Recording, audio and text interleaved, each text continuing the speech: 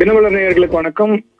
இன்னைக்கு வந்து Donald Trump அவர்கள், அமெரிக்க அதிபர் டொனால்ட் ட்ரம்ப் அவர்கள் இன்னைக்கு ஒரு புதிதாக அவருடைய ட்ரூத் சோஷியல் அப்படின்ற ஒரு வலைதளத்துல, அவருடைய சமூக வலைதள கணக்குல ஒரு ஒரு ஒரு பதிவை ஒண்ணு செஞ்சிருக்கிறாரு. அவர் என்ன செஞ்சிருக்கிறாருன்னு பாத்தீங்கன்னா, செவ்வாய்க்கிழமை அன்னைக்கு வந்து பவர் பிளான்ட் டே அப்படின்னு அவர் சொல்றாரு. பவர் பிளான்ட் டே, அப்புறமா பிரிட்ஜ் டே, அப்புறமா வந்து எல்லாத்தையும் ஒன்னா சேர்த்து ஈரான்ல இருக்கக்கூடிய எல்லா விஷயத்தையும் தாக்க போறதா டொனால்ட் ட்ரம்ப் அவர்கள் வந்து இந்த இந்த பதிவுல வந்து குறிப்பிடுறாரு. அதாவது wrapped up in one அப்படின்னு சொல்றாரு. அதாவது என்ன சொல்றாருன்னா, அதாவது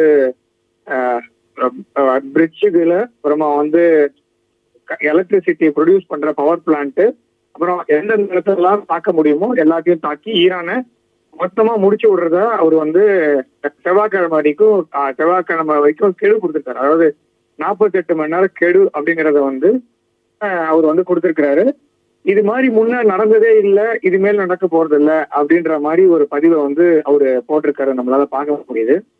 அதுவும் இல்லாம அவருடைய வார்த்தைகள் வந்து ஒரு அதிபர் வந்து பண்ற மாதிரி இல்லை. அதாவது ஒரு நம்ம ஊர்ல இருக்கக்கூடிய லோக்கல்ல இருக்கக்கூடிய அரசியல் தொண்டர்கள் கூட அந்த மாதிரி ஒரு வார்த்தையை வந்து பிரயோகம் பண்ண மாட்டாங்க.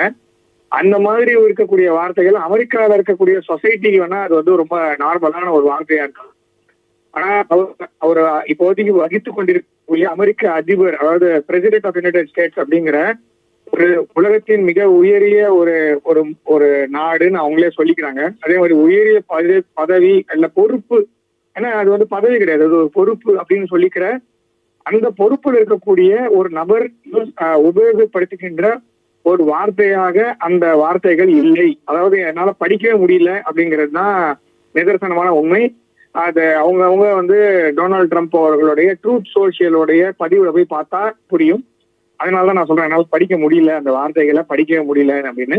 அதே மாதிரி அவர் வந்து அங்க இருக்கக்கூடிய ஈரான்ல இருக்கக்கூடிய மக்களையும் ரொம்ப மோசமான ஒரு வார்த்தையை பிரயோகம் பண்ணி சொல்றாரு. அதே மாதிரி நீங்க எல்லாம் நரகத்தில் வாழ்கிறீர்கள் அப்படின்னு சொல்லிட்டு சொல்றாரு. அதே மாதிரி இதே மாதிரி நம்ம இந்தியர்களையும் முன்னாடி சொல்லியிருக்காங்க. அதை நம்ம அப்புறமா பார்க்கலாம். முதல்ல வந்து அதே அதே அதே கண்டினியூ ஆகிறது எப்படி போகுது அப்படின்னு பார்த்தா, மத ரீதியான ஒரு வார்த்தைகளையும் அவர் பயன்படுத்துகிறார். அதாவது அமெரிக்காவில் இருக்கக்கூடிய மதத்தை சார்ந்து துண்டாடக்கூடிய ஒரு வார்த்தையாக டொனால்ட் ட்ரம்ப் பதிவு இருக்கிறது. இது வந்து ஒட்டுமொத்த இஸ்லாமிய உலகத்தையும் வந்து பாதிக்கக்கூடிய அளவுக்கான ஒரு ஒரு வார்த்தைகளை தான் அவர் வந்து பிரயோகம் பண்ணியிருக்கிறாரு. இது வந்து அவர் வந்து எப்படி போடுறாரு, எந்த ஒரு பேசிஸ்ல வந்து இதை வந்து பதிவு பண்றாரு, அவர் அமெரிக்க அதிபராக இதை வந்து பதிவு செய்யறாரா, இல்ல டொனால்ட் ட்ரம்ப் என்கிற தனி மனிதராக அவர் இதை பதிவு செய்ய முடியாது. ஏன்னா அவர் வந்து உட்கார்ந்திருக்க பொறுப்பு அந்த மாதிரி, அதனால அவர் வந்து தனி மனிதனாக அவரை நம்ம பார்க்க முடியாது. அதே மாதிரி இவர் சொல்ற விஷயங்கள்லாம் நடக்க முடியாத ஒரு விஷயமா தான் நம்ம பார்க்கணும். இது மாதிரி அமெரிக்க மக்கள் தான் இதுக்கு பதில் சொல்லணும். ஏன்னா அமெரிக்க மக்கள் வந்து நீங்க வந்து ஒரு ஆளை தேர்ந்தெடுத்துட்டீங்க, அவர் வந்து இந்த மாதிரி ஒரு பதிவு போட்டுட்டு இருக்காரு, உலகத்துல இருக்கக்கூடிய அனைத்து மக்களுக்குமே ஒரு பெரிய ஒரு பிரச்சனைக்குள்ளாகக்கூடிய ஒரு விஷயத்த வந்து நீங்க செய்யறீங்க. அதாவது அமெரிக்க மக்கள் தான் இதுக்கு பதில் சொல்லணுமே தவிர, நாம வந்து இதை வந்து ஒரு மூன்றாம் நாட்டுல இருக்கோம், நம்ம வந்து இந்த விஷயத்த வந்து அப்படியே சரி இது நம்மளுக்கு இல்லை அப்படின்னு விட்டுட்டு போகவும் முடியாது. ஏன்னா நம்மளை பத்தியும் இவர் வந்து கண்டபடி பேசியிருக்காரு முன்னாடி. அதே மாதிரி இது மேல பேசுவார் அப்படிங்கிறதும் நம்ம பார்க்கணும். அதனால இது வந்து அமெரிக்காவிற்கு அழகல்ல, அமெரிக்க தலைமைக்கு அழகல்ல, அமெரிக்காவில் இருக்கக்கூடிய அரசியல் தலைவர்களுக்கோ அமெரிக்காவில் இருக்கக்கூடிய நிறுவனங்களுக்கோ கூட இது வந்து ஒரு பெரிய ஒரு பின்னடைவை சந்திக்கக்கூடிய ஒரு செயலாக தான் இந்த ஒரு பதிவு அப்படிங்கிறத வந்து நம்மளால பார்க்க முடியுது. இது வந்து செய்யவே கூடாது, இந்த மாதிரி செய்யவும் முடியாது. ஏன்னா இது வந்து அவர் சொல்றது வந்து ஜெனீவா கன்வென்ஷன் அப்படின்னு சொல்லுவாங்க. அதாவது எதை தாக்கணும் எதை தாக்கக்கூடாதுன்னு ஒரு போர் விதிமுறை அப்படின்னு ஒண்ணு இருக்கு. இவர் வந்து இந்த ஹார்மோஸ் ஸ்ட்ரெய்ட்டை ஓபன் பண்ணணும்னு சொல்றாரு, அதுக்கெல்லாம் காரணம் இருக்கு. அதுக்கு வந்து இந்தியாவும் சொல்லுது, எல்லாருமே ஹார்மோஸ் ஸ்ட்ரெய்ட் ஓபன் பண்ணணும்னு தான் சொல்றோம், யாரும் வந்து இதை வந்து தடுக்கல. ஆனா அவர் வந்து அதுக்காக வந்து எலக்ட்ரிசிட்டி ப்ரொடியூஸ் பண்ற, அதாவது மின்சார உற்பத்தி ஆலை மீது தாக்குதல் செய்வோம், அதே மாதிரி வந்து குடிநீர் விநியோகம் செய்கின்ற அந்த ஆலைகள் மீது, அதாவது டீசாலினேஷன் பிளான்ட், அதை வந்து தாக்குவோம். பிரிட்ஜ் உடைக்கிறதுன்றது வந்து ஜெனரலா சொல்லுவாங்க, டோன்ட் பர்ன் த பிரிட்ஜஸ் சொல்லுவாங்க. இவர் வந்து டைரக்டா பிரிட்ஜ் டேனே சொல்றாரு. அதாவது பிரிட்ஜுகள் ஆல்ரெடி வந்து ஒரு பாலத்தை உடைச்சி இருக்கிறார். அது வந்து ஜெனீவா கன்வென்ஷனுடைய தப்பு. அதாவது சிவிலியன் இன்ஃப்ராஸ்ட்ரக்சர் மீது தவறுதலாக தாக்குதல் பண்ணாலே வந்து மன்னிப்பு கேட்கக்கூடிய நிலைமையில தான் உலக நாடுகள் எல்லாமே இருக்கு. அப்படி இருக்கும்போது ஒரு பிரிட்ஜை அடிச்சுட்டு அந்த பிரிட்ஜை வந்து அடிச்சதை வந்து கொண்டாடுறதெல்லாம் வந்து உலகம் பார்த்துக்கிட்டு தான் இருக்கு.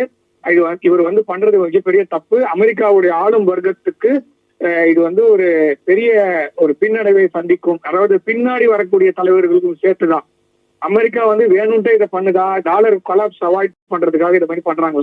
ஏன்னா டாலர் அதல பாதாள போய் கொண்டிருக்கிறது. டாலரை மாற்றும் சக்தி வந்து மற்ற நாடுகளுக்கு வந்து விட்டது. அதை தடுத்து நிறுத்துவதற்காக தான் ட்ரம்ப் வந்து இந்த மாதிரிலாம் பண்ணிட்டு இருக்காரு. ஸோ அதுக்கு இங்க இருக்கிற இன்ஃப்ராஸ்ட்ரக்சர் எல்லாம் ஃபெயில் ஆயிடுச்சுன்னா அமெரிக்காவில மாத்திரம்தான் உங்களால பொருள் வாங்க முடியும். ஏன்னா இங்க மிடில் ஈஸ்ட்ல இருந்து, அதாவது வெஸ்ட் ஏசியாவில் இருக்கக்கூடிய அனைத்து எண்ணெய் சுத்திகரிப்பு ஆலைகளும் அங்க இருக்கக்கூடிய நிறுவனங்களும் மூடப்பட்டு விட்டால் நாம வந்து உலகத்துல இந்தியாவும் சைனாவும் சவுத் கொரியா நார்த் கொரியா எல்லாருமே என்ன ஜப்பான் கூட எடுத்துக்கோங்க, எல்லாருமே வந்து will be forced to buy oil from US Canada மாத்திரம் வாங்குற மாதிரி ஒரு நிலைமையை பண்ணுகிறாரா? அதை நோக்கி தான் அவருடைய ஆட்டம் இருக்கிறதா? அதாவது நான் வளரணும்னா என்னை எதிர்க்கிறவனும் என் கூட நிக்கிறவனே அழிச்சிட்டு அதன் மூலமா நான் வளரணும் அப்படின்னு ஒரு தலைவர் நினைக்கிறாரா அப்படின்ற ஒரு கேள்விகள் உலக மக்கள் எழுப்புகிறது. இது வந்து 48 மணி நேரம் சொல்றாரு. முதல்ல அவருடைய பொறுப்புக்கு இது வந்து ஒரு சரியான வார்த்தைகளை தான் அவர் பிரயோகம் பண்ணியிருக்கிறாரா அப்படிங்கறதே நம்மளால புரிஞ்சுக்க முடியல. ஏன்னா ரொம்ப கனமான வார்த்தைகள், மத ரீதியான வார்த்தைகள், அதே மாதிரி வந்து தேவையில்லாத விஷயங்கள் எல்லாம் அவர் வந்து இந்த பதிவுல போட்டிருக்காரு. அப்படி அவர் சொல்லும் விதத்தில் அந்த செவ்வாய்க்கிழமை அன்னைக்கு வந்து இந்த அதாவது மின் உற்பத்தி ஆலைகளையோ இல்ல வந்து பிரிட்ஜுகளையோ அவர் தாக்கினார் என்றால் அது உலக அளவில் அது ஒரு பெரிய என்ன சொல்றது பெரிய பிரச்சனைகளை உண்டு பண்ணும். அது அந்த பிராந்தியத்தில் அமெரிக்காவை தனிமைப்படுத்தும். அந்த பிராந்தியத்துல இருந்து அமெரிக்கா வெளியில போற மாதிரி இருக்கும்.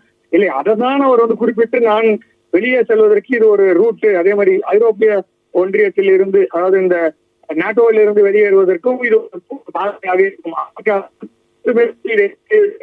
உலகத்தில் எல்லா வெளியேற முயற்சி செய்கிறதா அல்லது வேணுமென்றே இந்த மாதிரி தாக்குதலை பண்ணா அந்த ரீஜன்ல மொத்தம் ஏசிமெட்ரிக்கா ஒரு வார்ஃபேர் வந்து எல்லா விதமான எண்ணெய் சுத்திகரிப்பு ஆலைகள் மீதும் எல்லா எனர்ஜி இன்ஃப்ராஸ்ட்ரக்சர் மீதும் எல்லா டேட்டா சென்டர் மீதும் தாக்குதல் பண்ணா இந்த பிராந்தியத்தில் ஒரு அசாதாரண சூழ்நிலை நிலம் அமெரிக்காவை நம்பியே உலகம் செல்லக்கூடிய ஒரு நிர்பந்தத்துக்குள்ளாகும். அதை நோக்கி ட்ரம்ப் உலகத்தை நடத்த முயற்சி செய்ய பார்க்கணும். அதே மாதிரி அமெரிக்காவிலுமே இதுக்கு பெரிய எதிர்ப்பு வரும் அப்படிங்கறத என்னோட பார்வையா நான் வைக்கிறேன். இது வந்து மத ரீதியான பிரச்சனையாகவும் அவர் கிளப்பிவிட அமெரிக்காவில் உள்ளே பிரச்சனை வருவதற்கான வாய்ப்புகள் ஜாஸ்தியாக இருக்கிறது. இப்படிதான் நான் இதை பாக்குறேன். இது வந்து எனர்ஜி பிரைசஸ், அதாவது எண்ணெயோட விலை வந்து 2 நாட்களுக்கு மேல் இன்னும் அதிகரிக்கக்கூடிய வாய்ப்புகள் இருக்கு.